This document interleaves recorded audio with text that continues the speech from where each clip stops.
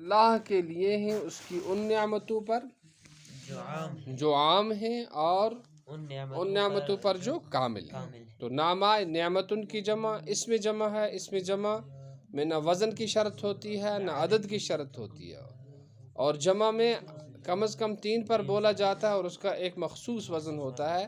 جیسے آپ کہو جاء رجال، اس کے معنی ہے جاءنی رجل و رجل، کم از کم 3.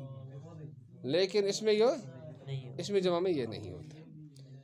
اسی طرح شاملت جو خاص عام نعمتیں ہیں، اور اعلیٰ الیون یا الیون کی جمع ہے. الیون یا الیون کی جمع ہے یعنی خاص نعمتیں. تو یہاں قرآن انسان کا باقی مخلوق سے افضل ہونے کی طرف بھی اشارہ ہے. انسان کے باقی مخلوق سے افضل ہونے کی طرف بھی اشارہ ہے کہ انسان جو ہے وہ باقی مخلوق سے افضل ہے، باقی مخلوق سے افضل ہے. اور قرآن پاک کی اس آیت کی طرف اشارہ ہے وَفَضَّلْنَاهُمْ عَلَىٰ كَثِيرٍ مِّمَّنْ خَلَقْنَا تفضیلا، کہ ہم نے بہت ساری مخلوق پر انسان کو فضیلت بخشی ہے، شرف بخشا ہے. اب اس کی ترکیب کی طرف ذرا دھیان دیتے ہیں. الحمد یہ جو ہے اس میں معرفہ ہے اور کیا ہے، مبتدا ہے. حمد یحمد حمدن کے معنی آتے ہیں تعریف کرنا. اور ثابت شبہ فعل محذوف، ثابت شبہ فعل للہ جار مجرور سے مل کر پہلا ظرف مستقر.